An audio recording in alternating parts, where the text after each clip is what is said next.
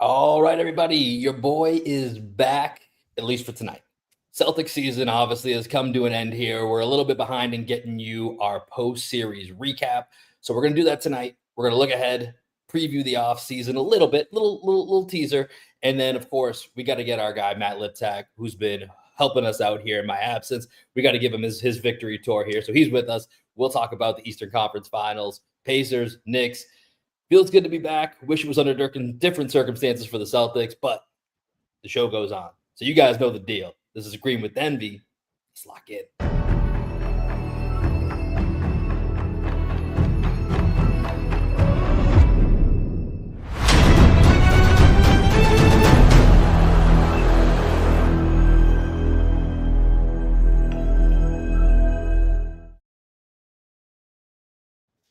What up, what up, what up? Welcome back to another edition of Green with Envy. Feels good to say those words.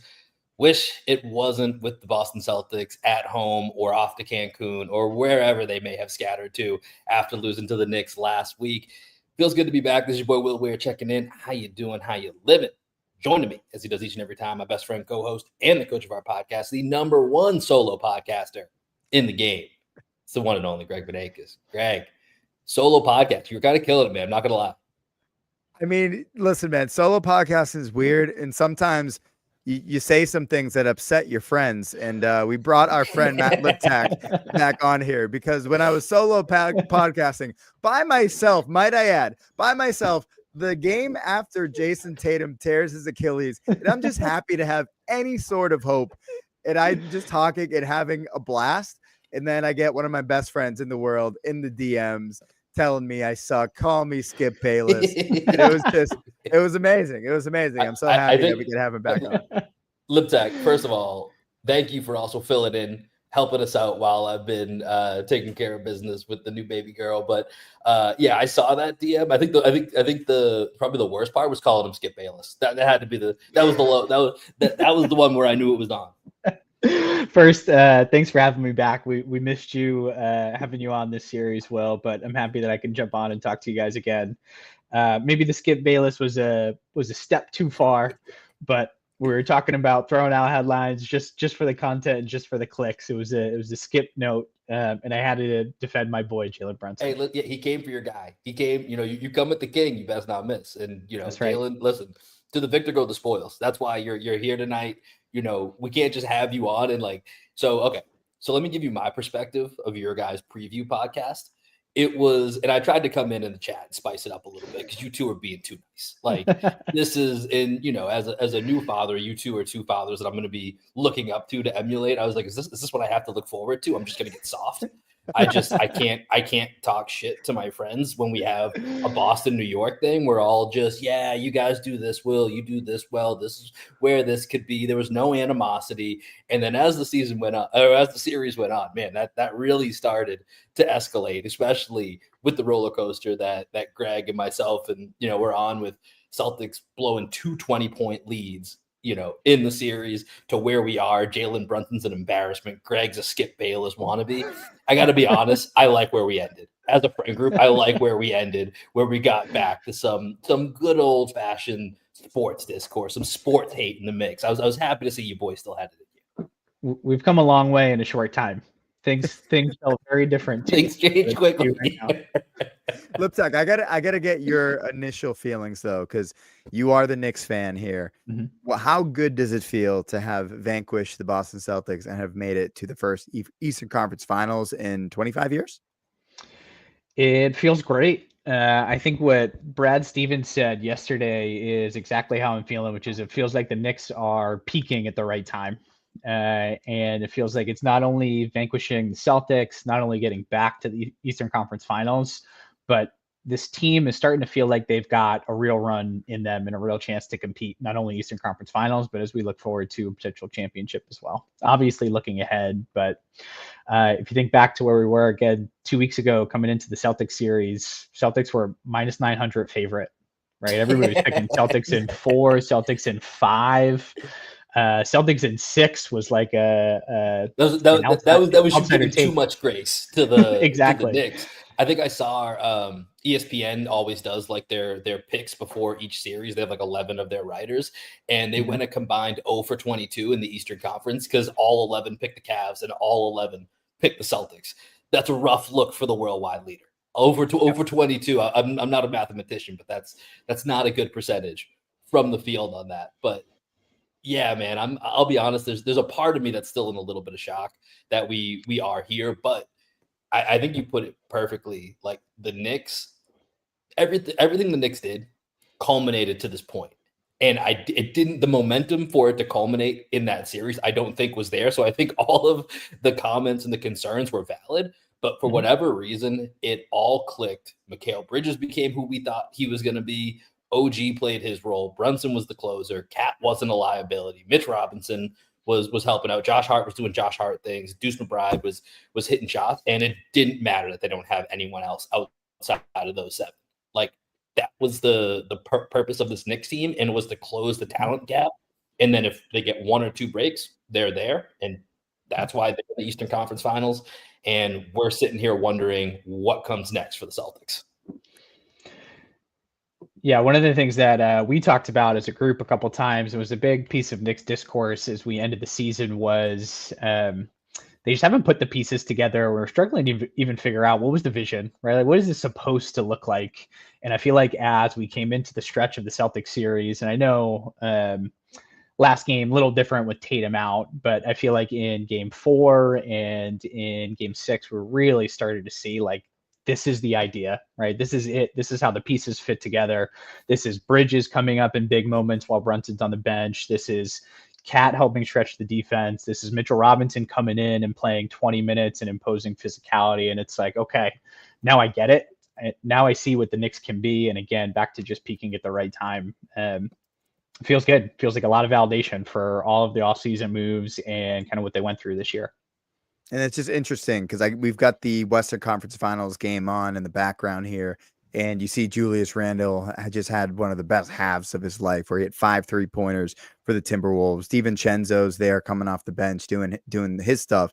And, you know, there's a world in which it's Knicks Wolves in the finals, which would be probably my favorite storyline, but you also get Hartenstein, who's on OKC. So if the Knicks end up getting there, and that's no guarantee because the Pacers are going to be a tough team to get through with their identity and their style, there's a lot of fun matchups. And before we move on completely from this series, I did want to have a little gimmick here today where everybody is going to have to say something nice because we weren't playing nice in the DMs. We're going to have to say something nice about the other team's players or anything. I don't know what you can really say about the Celtics. It could be about the series. It could be about the future. It could be about the past. Liptak, however you want to take it. And then you can just like tell me how you really feel. Like when you're in your darkest moments, you're sitting there by yourself, solo potting without actually solo potting.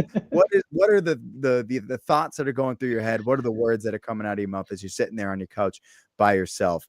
And Will, you haven't been here in a while, right? I kind of feel like I got my own little like cadence now. I got this like solo pot. You're vibing, man. You're flowing. You're in a flow state. I'm in a flow state. And I want to start with you. I want you to say one thing nice about the Knicks, and then I just want you to go off on something Knicks related. Yeah. Okay, cool. I'm ready for this. So I briefly mentioned what I'm going to say. And as far as what's nice, it's Mikal Bridges can be who we thought he was. Like that's one of the biggest things for me that was different. And, you know, Greg, you and I have kind of disagreed. Not that you think Mikal Bridges is bad, but you and I have disagreed on the value of Mikal Bridges, or like, you know, how we liked him as a player. He's a guy that I've been really high on. Like when, you know, the KD trade was made, he went to Brooklyn, he averaged 26 as the lead scorer. I was like, cool. He's probably not your lead guy, but he at least showed me like potentially there's a number 2 guy, but there's a definitive, like he can be your like third guy. And I was really confident that he could be your third guy on a championship team. And so when the Knicks got him, definitely a little bit of an overpay, especially because it's like the New York thing where you're like, if you're Brooklyn, you're gonna be like, yeah, give me one more pick. Like we're gonna get killed no matter what, like in the tabloids and all this shit.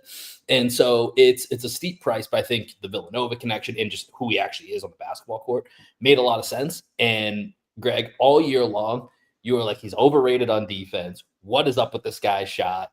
I don't think, and throughout the year, honestly, going into this series, you convinced me that I've been wrong about Mikal Bridges this whole time. Like that was my mindset going into this. I was like, Tatum sees him and it's barbecue chicken. Even if Bridges is putting up good contests, it's just one of those matchups where Tatum is like, you cannot guard me. I don't care if you're close to my shot. I'm making the shot. And that's what happened in the regular season. And in this playoff series, I wouldn't say he was great start to finish, but like the fourth quarters and overtime of the first two games, like he was unbelievable. I can't remember if it was game 1 or game 2. I don't think he scored in the first 3 quarters, and then he had like 14 points. And it's like, where did this come from? And then I think it was game 4. He's hitting, when Brunson finally gets a break, he's hitting all of these pull-up jumpers that are, he's not KD, but I remember when he was at Villanova because of his length and size and the shot over his head. I was like, there's a little KD-ness to his game, and he had a little bit of that mid-range KD going. Again, not saying Mikal Bridges is Kevin Durant, just using it as a way to kind of frame this here. And so Mikal Bridges, man, if he's that guy in the Pacer series, if he's the guy that can, when Brunson's off, can also initiate a little bit of offense, even if it's just getting his own buckets, and he can be the defensive guy that he was throughout most of that Celtics series, like that's such a different version of this Knicks team than was there most of the regular season. So shout out to Mikal Bridges. Shout out to me for believing in him, even though I quickly fell off as soon as Greg convinced me of him not being as good as I thought as he was. But he is that guy. He's not honestly he's that guy, but they're the version of him that can take the Knicks to the next level. And I think this is going to come up when we talk about the Celtics offseason a little bit. I think there's a comparison between him and potentially Derek White that I want to talk about at a later point, whether it's today or down the road. But Mikal Bridges is going to be in this upcoming series, one of the reasons that the Knicks are either in the finals, or if you're disappointed in what happens after everybody celebrated the way they did in New York, beating the Celtics, and that's the highlight, like it's going to be, that's not all on him, but it's going to be a big part of how Mikal Bridges plays in that next round.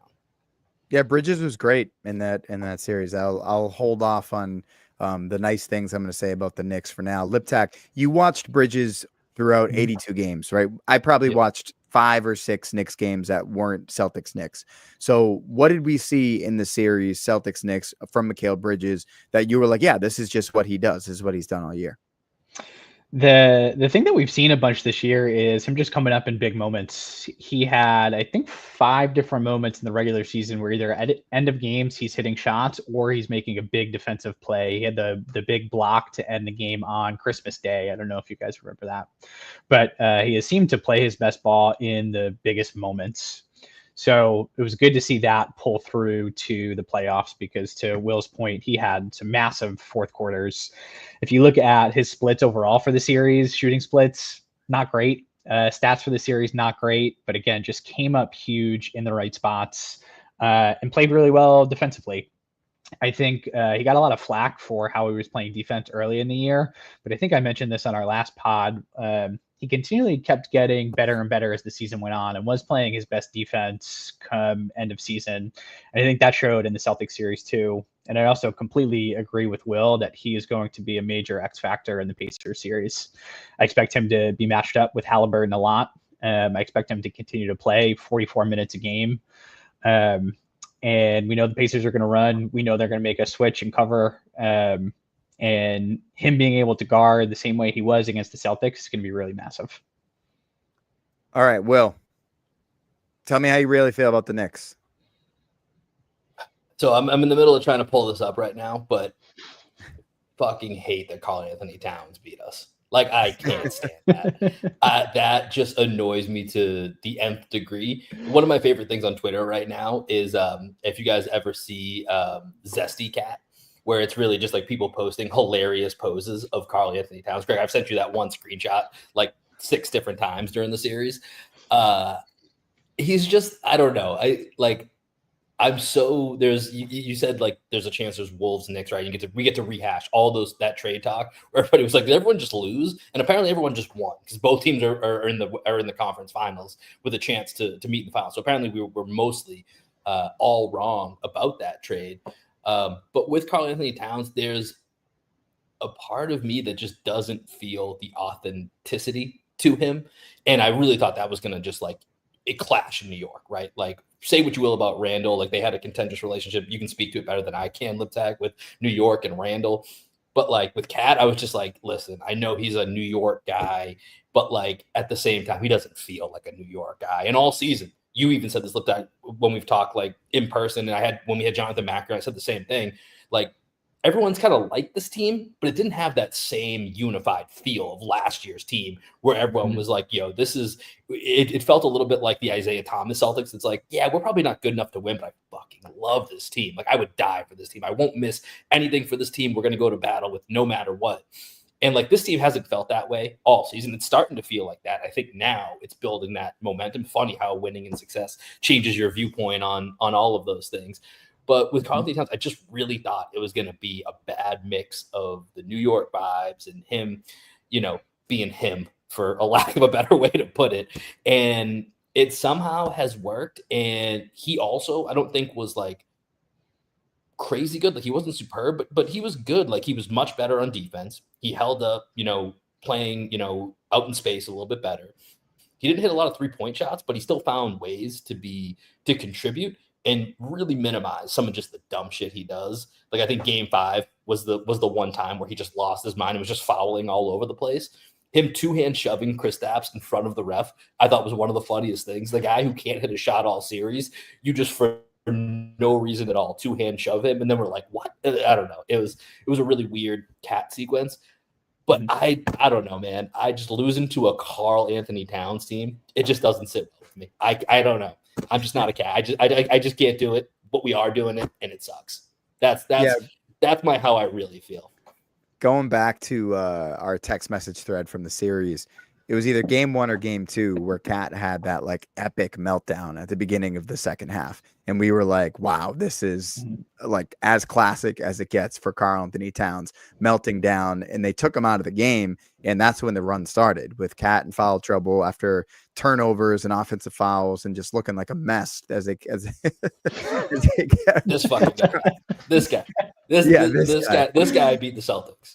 Yeah, this guy beat the Celtics, but they took him out of the game. We'll have that one in the chamber. It's just like, there's a world in which the Celtics don't play like assholes for an entire series. And then we look back on that meltdown. We're like, yeah, like we should have seen that coming. This is what Cat does in the playoffs, right? Cat melts down and he's not that guy. But then I was impressed with Cat, man. Like, I think the Celtics did him a lot of favors in the way that they chose to attack him.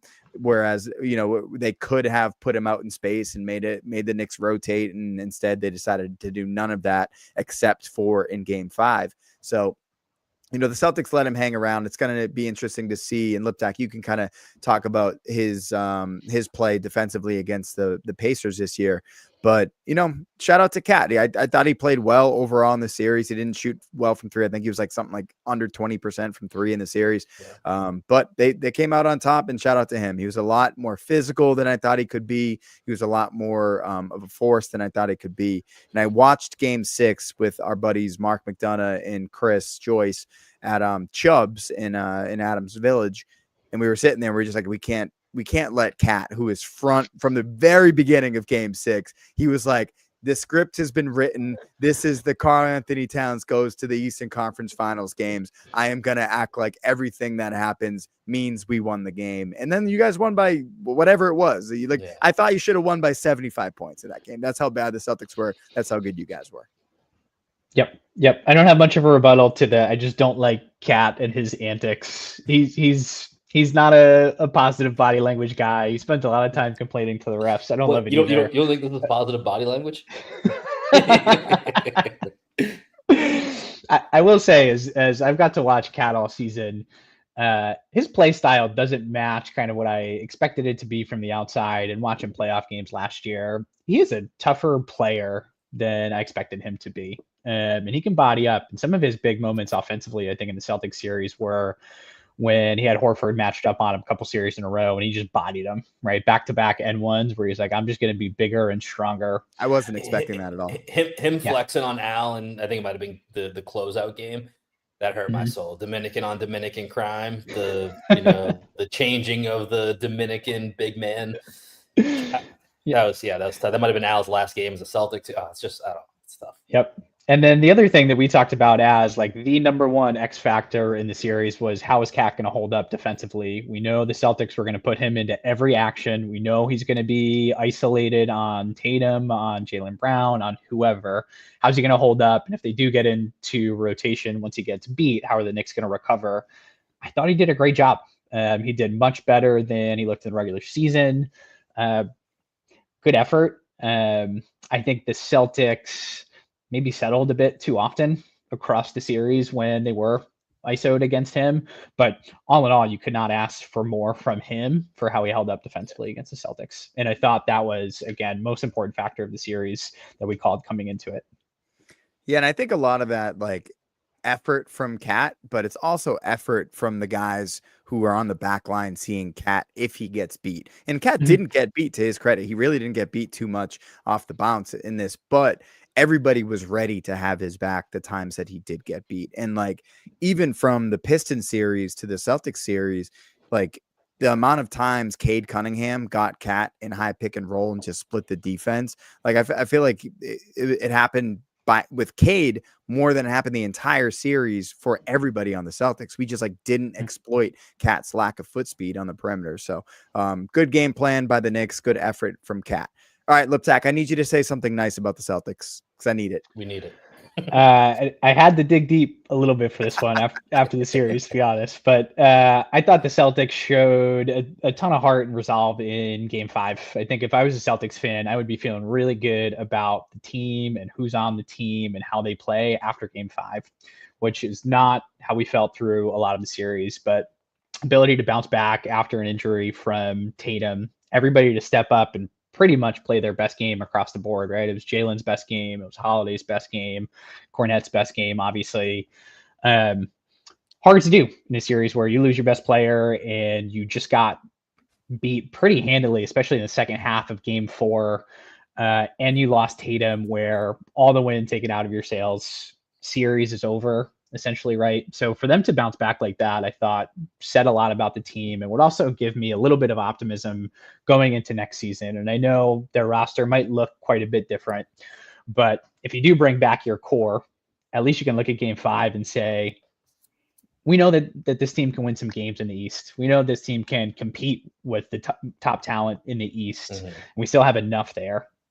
So that would leave me feeling a little good. And we can just erase Game 6 from your memory. And fingers crossed Tatum gets back for the playoffs and like we don't completely blow it up and he's healthy in 8 months and he decides he wants to play in the playoffs and we can at least have some fun. This is a good space here. We don't get to go super deep into it, but let's just talk a little bit about like the high level things that we're going to be looking out for in the offseason and potentially like what this team might look like. Because yes, to your point, Liptak, Game 5 was a lot of fun.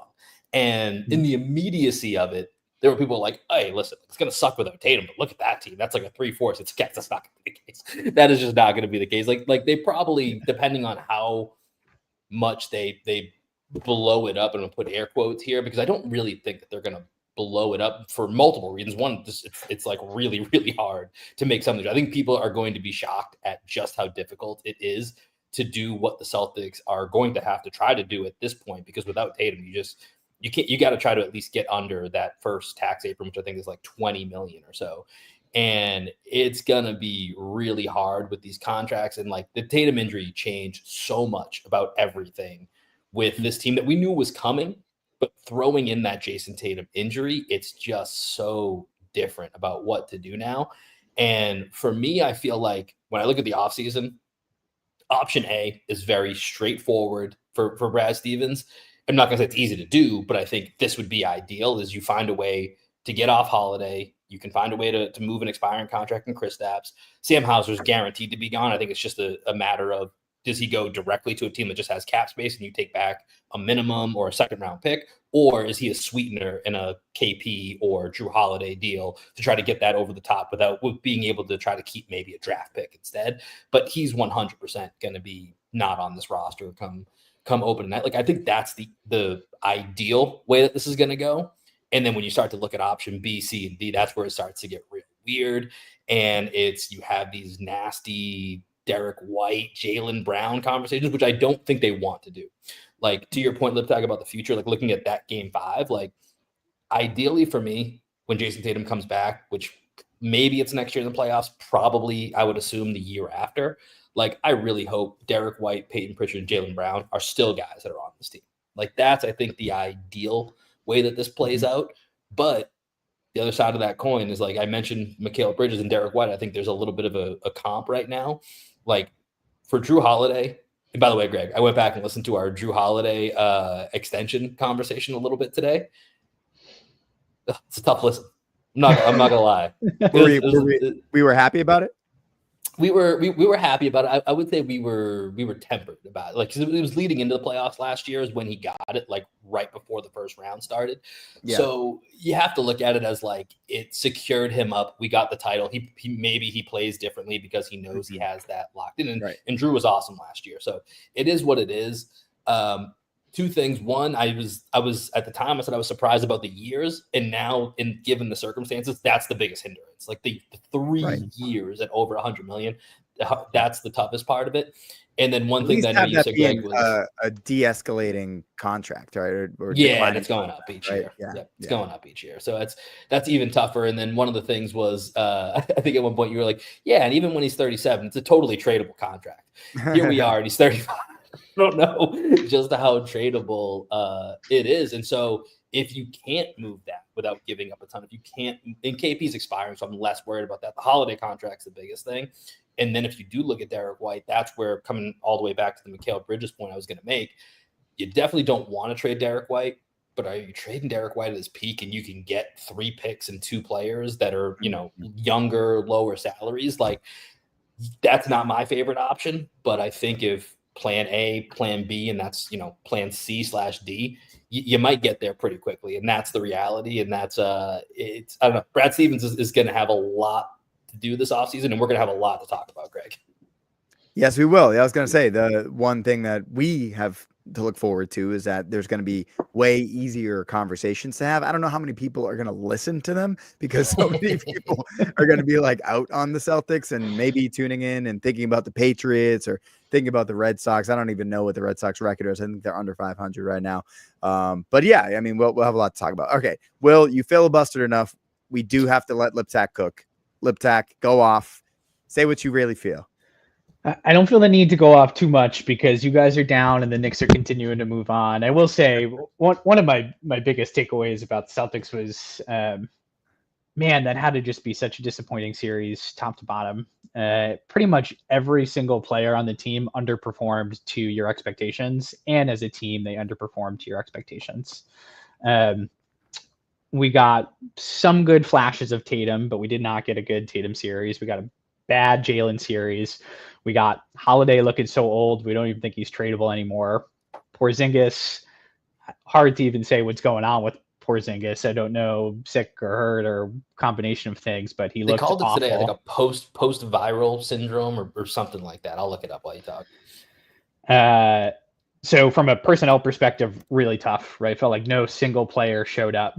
And then the way the Celtics just melted in the fourth quarters or second halves, especially in game 1 and game 2, just not what you expect to see from a veteran team who has a championship under their belt. I was watching some Knicks interviews today, Josh Hart and Jalen Brunson's podcast. And one of the questions was like, how does it feel to come back from 20 in the second half of a playoff game? Something Josh Hart said, not to dig at the Celtics, but at one point he said, I just couldn't believe that this team would let us come back from down 20 twice. And like he said it in the flow of things, but that was my takeaway. Like even the Knicks are looking at it to some degree, like the Celtics let us do this. And they talked about chipping away and their mindset and all of the Knicks having the right mindset. But one of my takeaways too was their perspective was like, I can't believe the Celtics let us do this. So all of that comes together for just incredibly disappointing series, not even factoring in the Tatum injury and what that means for next season. Man, I was kind of hoping you were a little bit more forceful with it, because it's like you kind of gave us like the "I'm not mad, I'm disappointed" speech, and that's always harder.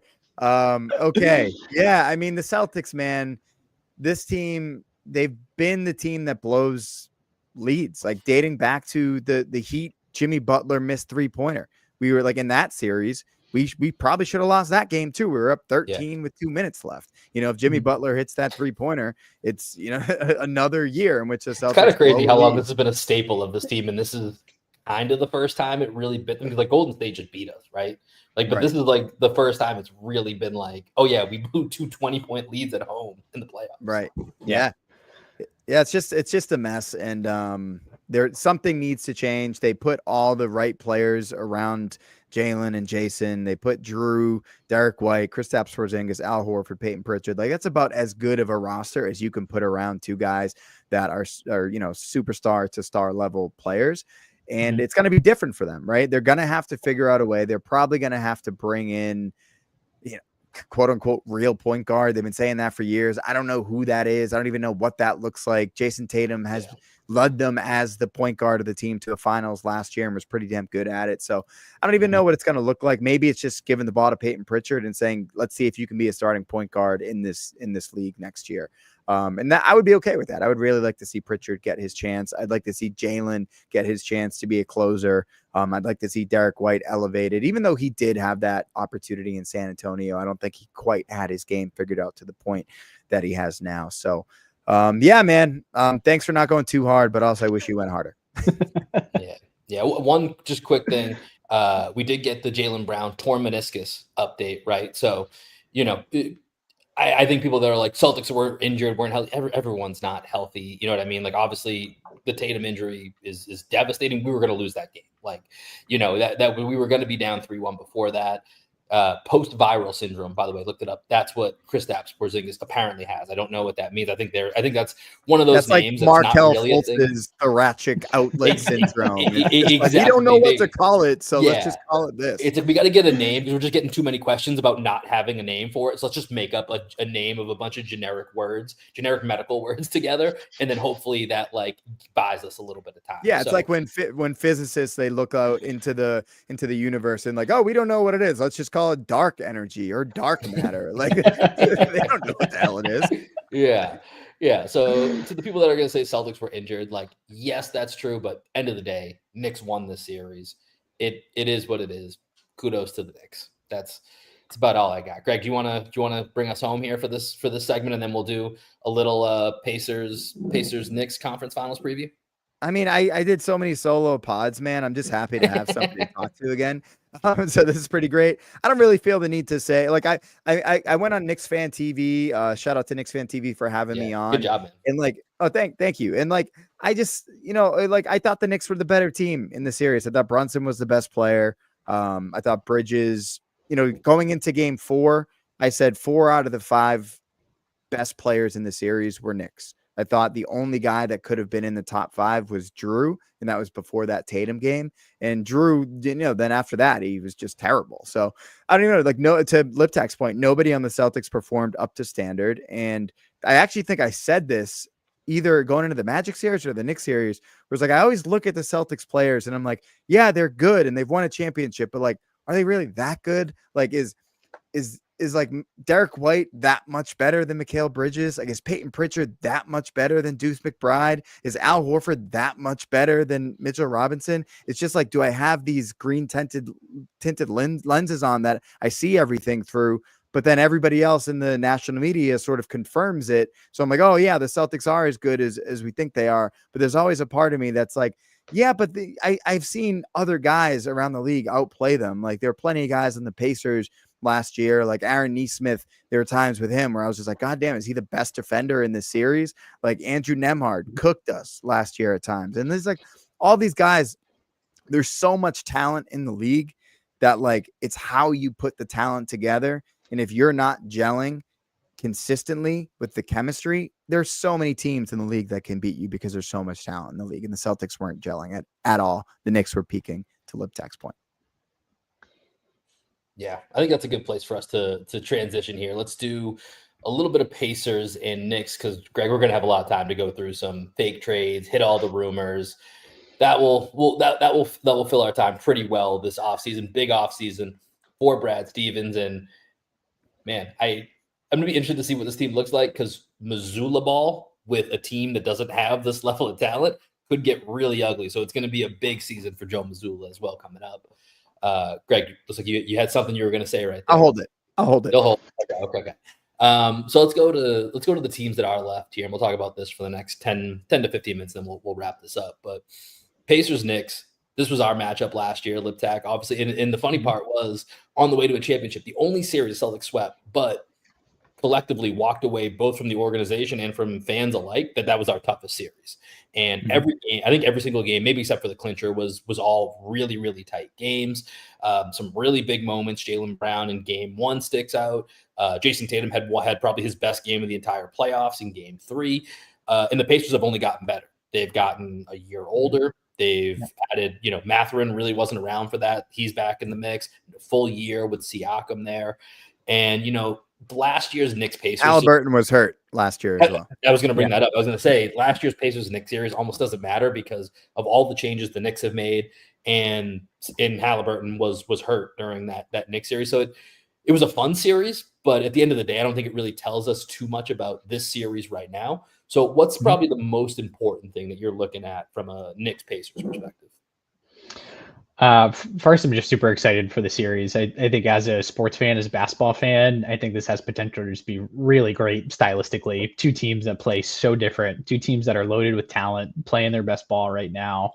I think the series is going 7 games, and I think it's going to be really fun, top to bottom.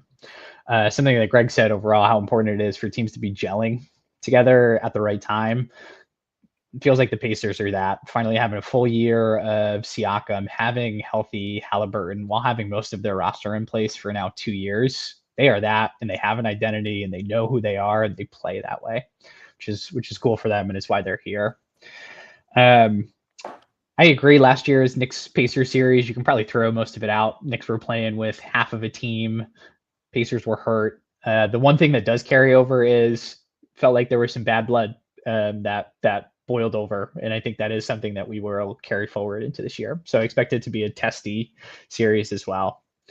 I think the question of the series is going to be whose style wins out. Who's going to be leading the game, and who's going to dictate the way in which we play. The Pacers are obviously going to push for pace. The Knicks are going to try to control tempo and lead with physicality. I have the feeling that we're going to see big swings both ways, in games, game to game, across that line. I think when we look back at the series, the winner is going to be the team that truly dictated the tempo more often. And, think back to last year, injuries were a huge part of that series, right? OG missed most of the series or was hobbled for most of it. Brunson got hurt in that series. So by the end of it, there wasn't much of a Knicks team left. And when you think about matchups, right? Obviously, Bridges was not on the team last year. He's guarded Halliburton for most of the matchups this year. Mitch Robinson, I don't think played in any of the matchups with the Pacers this year, right? He was hobbled in last year's playoffs. And OG is the guy to guard Pascal Siakam on your roster, right? Last year was a lot of Josh Hart, if I remember correctly. So I think the more I've been thinking about this series, I'm just like, maybe I'm overrating the Pacers. Maybe I'm underrating the Knicks because the Pacers have kind of been my team that I've just enjoyed watching over the last few years. I was a huge Neesmith fan when he was in Boston, so I've wanted to tune in, kind of watch his growth. To me, the series comes down to best defender on the Pacers, Aaron Neesmith guarding Jalen Brunson, Mikal Bridges guarding Tyrese Halliburton. That's where I think the series swings. Yeah, I think a lot of the talk was the Knicks bringing in Bridges and OG as kind of their answer to the Celtics, right? And to help them with that matchup overall. I actually think you can make an argument that it helps them match up better against the Pacers even than it does against the Celtics. And I wonder how much their loss in the playoffs last year to the Pacers actually factored into some of the moves as well. To your point, I think Bridges is a really great matchup for Halliburton, and we'll be able to run with him on game. I think OG on Siakam is something we were sorely missing last year overall too. So I think our wing depth is going to be really important in this series. They're going to want to run they're going to try to push for switching or screen and recover and get the Knicks moving in defense, which is where we thought the Celtics were going to beat us too. but the Knicks defense with Bridges and OG and Hart, and especially when Mitch is in the game on the back line, have showed really solid ability to do that. So I feel a lot better about our ability to defend them this year than I did coming into the series last year. Yeah, this is a tough one for me. Like, how do I choose between two teams that I've underrated throughout the postseason? Like, both of these teams I've underrated, so I don't know which one I can underrate or I need to overrate both of them at this point. I don't really know. And Greg, like you said, you've been in on the Pacers, and I wasn't necessarily out on. This is kind of similar to our Mikal Bridges conversation. I wasn't out on the Pacers. I just didn't believe in them in the same way. Especially when I looked at the Cavs, I was just like, the Cavs are like just when I look top down, like they're number one option versus their one option. They're number two versus their number two, number three. I'm just like, I choose Cavs all the way through. So even if I like the Pacers, like I think the Cavs are going to take it. And we just discussed, everything with the Knicks. I think Liptak, I'm with you that I think it's going to be who can enforce their style more. And the part that worries me for the Knicks is the little bit of success the Celtics, not in a little bit. The Celtics had moments of success for sure. It was when they were, getting out and playing with a little bit of pace and really kind of spreading the floor, not allowing the Knicks to fully set their defense and play with them out in space a little bit more in transition. And that's all the Pacers do. So I think that is a little bit of a worry. And then the other part is going to be, and this is not predictable, and I don't think, and I'm not trying to tie this back to the Tibbs minutes thing, but the fact that you guys have, and this is what I said, everything worked out perfectly. You guys have 7 guys. Like, that's it. No more, no less. I'm not counting Precious. I refuse to count Precious as an asset on this team. Yeah, they're not getting counted in this. So you guys got 7 guys that can really play and really make a difference, whereas the Pacers go like 10, 11 deep. Like, I made a comment in the last round and someone was like, well, they have Ben Mathurin. And I was like, yeah, that's true. Except he played 0 minutes last game and they beat the Cavaliers. So like he can be a difference maker, but he also doesn't have to play. And they've got a few different guys that kind of fit that. So, and you've seen how much injuries have played such a big role in these playoffs. And so the Knicks getting through with all 7 guys, again, this is like not, you can't predict this. I'm not predicting a Knicks injury, but it does worry me that, even if Deuce McBride goes down, who's your 7th guy, you're now down to 6 and you have no other guards, no other, like, if you want to call him a wing, whatever you want to call Deuce McBride that you can like manipulate, like that's a huge loss. Even if it's, 20 minutes a game, 15 minutes a game that Deuce is giving you that shooting. And so there's just so little room for error. Whereas the Pacers with their style, their play, they have found a way to go 10, 11 deep. And of course, top tier stars, they get hurt. You're in a lot of trouble, but they lose, an Obi Toppin that can change a game for them in game 2, and then he might not play in game 5. Like, they can survive that. The Knicks can't. And so that's where an area that is of concern as well, because otherwise I still lean, if it's just like we're going 2K style, turn injuries off, I would think the Knicks eventually would win this. I'm with you. I think Knicks in 7, but like, I think eventually the Knicks style will win out. But then again, maybe I'm just underrating Tyrese Halliburton, just like, the athletic player poll, everyone else underrated him. So I don't know. I don't know what to make of it, but I do think I'm with you. Styles make fights. We say that all the time on the show. And I think this is going to be a really, really entertaining series. Yeah, agreed. First, I won't stand for the campaign hate. Campaign will be able to step in as needed. He'll have his big one moment for 3-minute stretch in game 1 when somebody's in foul trouble. It's interesting. There was a really good article that came out in The Athletic today all about Tibbs and his coaching style and how he prepares his guys. The inverse of the argument of these guys have got a lot of miles and minutes on them this season and therefore a risk are team is really well conditioned, because Tibbs believes in preparing your body and preparing your mind for playing 82 games in the season and trying to be in peak shape as we come into the playoffs. To your point, there's probably some luck that plays into that. Last year we had some negative luck. This year we have some positive, but team's feeling good and as healthy as can be at this point in the playoffs right now. I do think the depth is something that's going to be really interesting and something that Indiana is going to try to lean on and force on us. I expect them to guard Brunson 90 plus feet every minute of every single game. They are going to make him work. They are going to hit him, bump him, and never let him be able to walk the ball up the floor and catch his breath. The fact that they have 10 guys that they can cycle through, they go through their first wave of subs, and you bring in TJ McConnell with 3 minutes left in the first period. And it's like, oh man, we got to deal with this again. Right. We're going to deal with this pest bothering us every foot up the court again. So I actually think one of the big questions for the Knicks is, how are they going to handle that? How are they going to deal with that? How are they going to make specifically Brunson's life easier so that the Pacers can't lean on their depth and their bodies to try to wear down and tire out Brunson throughout the game and throughout the series? We need Brunson to be peak and ready in fourth quarters. And as the series goes late, so we all think it's going to be 6-7 game series at least. So what the Knicks do to answer, respond? Are we doing half court screens? Is Josh Hart or Bridges bringing the ball up at times? It's an area where I will say Tibbs has lacked from my perspective in the past. Sometimes he just lets Brunson work, and Brunson's life is really difficult. I think that'll be a hard way to play the Pacers, knowing the depth they have and their willingness to go 90 plus feet the whole game. Yeah, and you definitely can't get into a track meet with that team. That's the last thing you want, because guys like Josh Hart are going to take the opportunity to play and thrive in the chaos, right? And you kind of got to let Josh do his thing, but at the same time, it's like you don't want to bring the whole team along with you into that chaos. To your point, whoever's style wins out is going to win that series, right? I think you can't beat the Pacers at their own game.